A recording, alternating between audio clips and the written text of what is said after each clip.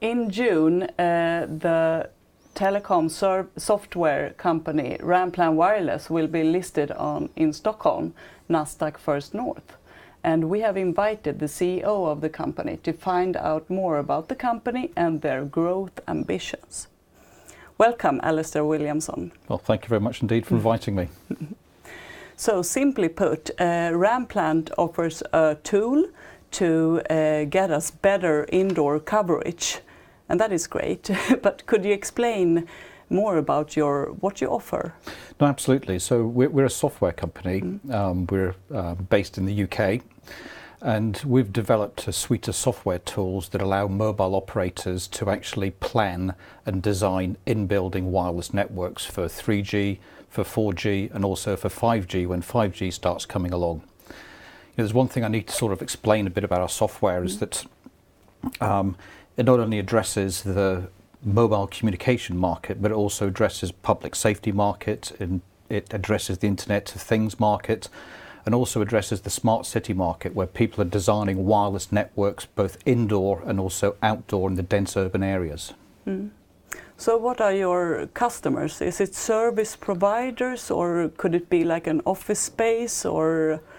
Most of our customers are mobile service providers, the likes of Telenor is a customer of ours, the likes of Verizon, the likes of Vodafone. They're all customers that would use our tool to plan these 3G, 4G and in the future 5G in-building wireless networks. But also we have another range of customers, and that's the telecommunication equipment vendors, the likes of Ericsson, the likes of Nokia. And there's lots of these companies that actually design and build in-building wireless networks for the operators. Why doesn't these service providers and telecom companies do this themselves in-house? Well, they actually use our tool in-house to design these networks. So they buy licenses from us to use our software, and then in-house they will design their own networks. Okay. And on which markets do you operate? We operate globally, so we sell our licenses across the world, the United States, Latin America, Europe, Middle East, Africa, Asia Pacific, Australia. So we're actually a global company, and we've sold licenses throughout the world. What kind of competitors do you have? Is it another service provider or telecom company, or is it? We have a competitor in the in-building wireless space, and they have a tool that allows you to design in-building wireless networks. But what's unique about our tool is that our tool allows you to design in-building wireless networks in combination with the outdoor environment, so that when you're planning an in-building wireless network, you've got to make sure that you reduce the interference from the outdoor network, as well as reducing interference from the indoor network into the outdoor environment. So that's a unique capability that Ranplan provides all of our customers, and it's a capability that is becoming ever more important as operators start to build these in-building wireless networks. So what's your, I mean, the market is growing. Yes. For telecom usage and so on. How do you see your tool will be used in 4G and the coming 5G?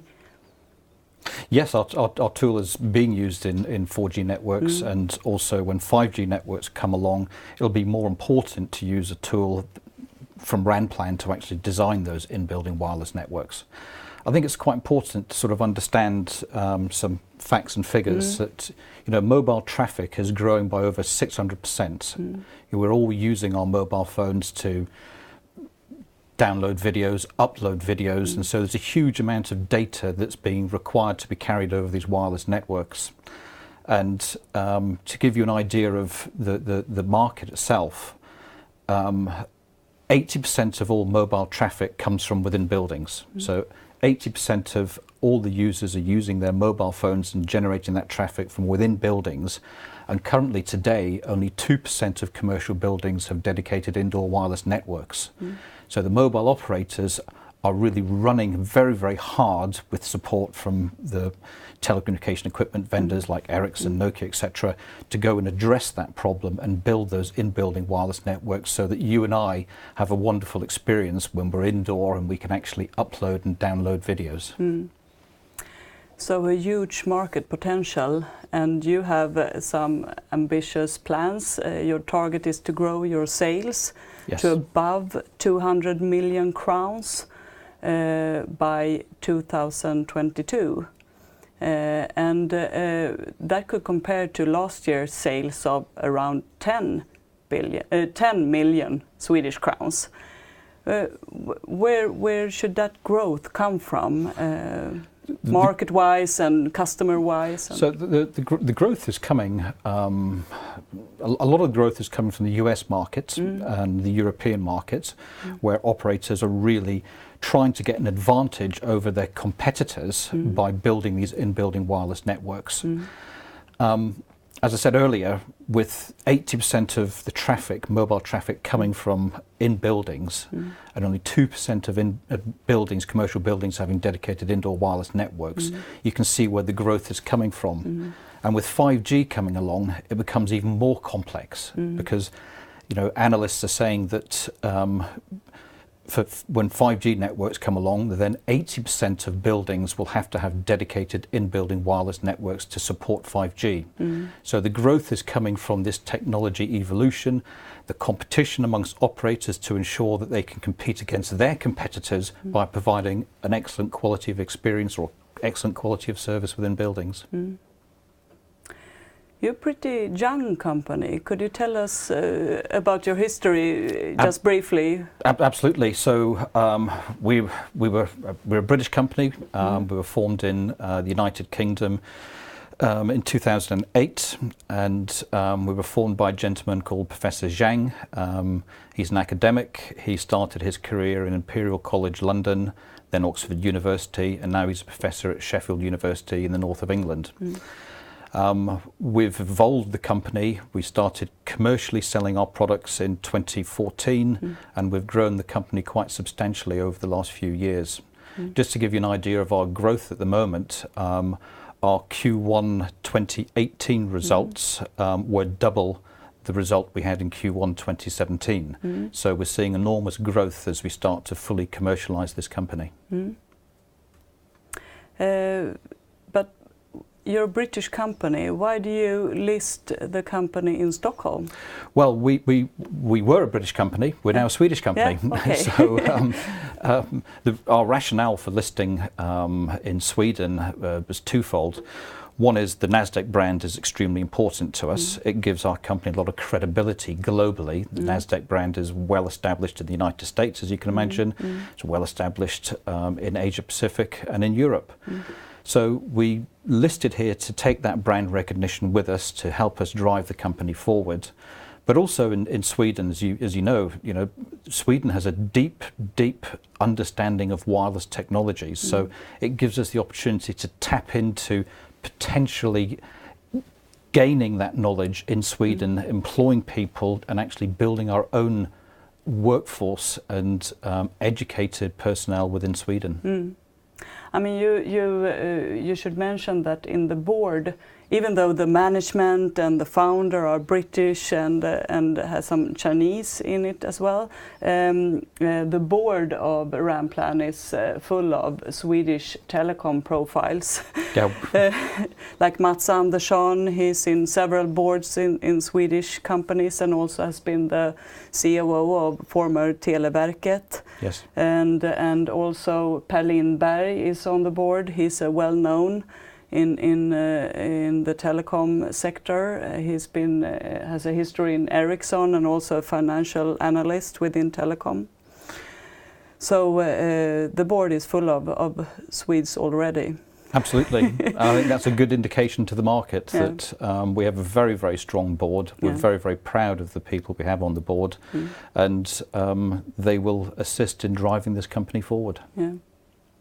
So you raise some 47 million crowns in the IPO. What will you use that money for? So We're going to use the majority of that money for actually sales and marketing, so technical sales, commercial sales and marketing.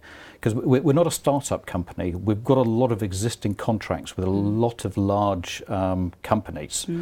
Ericsson is a customer of ours, Nokia is a customer of ours, Telenor is a customer of ours, Ooredoo, Verizon in the United States has approved our product. So we're a company that's already developed the products. We're a company that already has existing contracts, and what we want to do now is monetize those contracts and actually drive our revenues forward. Hence, we're going to be spending the majority of that money in actually generating revenue by putting commercial and technical salespeople out into the world and start selling. Do you see potential to gain more business with the same customers or new customers? Both, actually. So the strategy is to obviously monetize the existing contracts we have by getting more business through our existing customers, but also there's a lot of other customers out there that we need to address, and hence the use of proceeds going to actually getting feet on the street and people to address those customers and sell our solutions to those customers. So you got a lot of pockets to put the money in. Yes. But will it be enough? I mean, or should a shareholder in Ranplan expect further capital injections going forward? No, we made a clear decision that we wanted to raise enough money to fulfill our business plan. So we are fully funded. And that funding actually is supported by a business plan that drives us towards that 200 million krona in 2022. Great. When will you reach profitability? We will reach profitability towards the end of 2019. Okay. So it's a relatively short sprint to profitability. Okay. And you also have a financial target for the EBITDA margin of about 40%. But that's further down the line, or? Well, no, because we're a software company, so we don't have any hardware. You know, as a software companies, you know, our margins are in the 90%. So you know, we don't have an inventory of hardware. We don't actually have to manufacture anything. What we're selling is licenses. So it's a very high margin business. And also, what's important about this business is we get a lot of reoccurring revenue. So when we sell a license to a customer, that customer will then buy more licenses, but also on top of that, he will then buy annual maintenance support. And that annual maintenance support is every 12 months. So you build a bank of reoccurring revenues. And that's the nice thing about selling software and the model that we're actually using at the moment. So what's the biggest threat to your growth plans? The biggest threat to our growth plans is really identifying and getting the right people, the commercial and technical salespeople, in place as quickly as possible. And we've already started that process. We started that process of looking to hire these guys in so that we can get them on the ground and they're actually out there commercially selling for us as soon as possible. So that's the threat, and we've managed to sort of manage it as well as we can to ensure we've got those people, extremely well educated, extremely professional people lined up to actually hit the ground running as soon as possible. I have to ask, you have a Chinese, one of the big shareholders, and your founder is Chinese but British with a Chinese name, but acting in US as a telecom company, and with the political situation in US and trade discussions with China and US administrations acting on China-based telecom companies. Do you see any risk of, I mean, getting any bans or things like that from the US? No, not at all. We're already operating in the US. You know, we have an office in the US. We're selling into the US. One of the largest mobile providers, Verizon in the United States, has approved our product for use inside the market, so it's not an issue for us. Okay. So finally, a potential shareholder in Ranplan, what will it get? What's the attraction for a shareholder to buy into Yes. Ranplan? Well, I think if I can go back to, statements that I've made earlier about the fact that, data is rapidly growing. We're all using a lot more data on our mobile phones as we download videos, upload videos. And what we're seeing is that the mobile operators are aggressively looking to build dedicated in-building wireless networks to actually cater for all that traffic. So as the traffic explodes, there's going to be a huge number of dedicated in-building wireless networks being deployed throughout the world to actually give the users a quality of experience or quality of service they expect to get. Okay. Thank you for coming. Thank you very much indeed. And Ranplan Wireless is expected to be listed on Nasdaq First North around the 28th of June. 28th of June. Yeah. Okay. Thanks for watching. Thanks very much.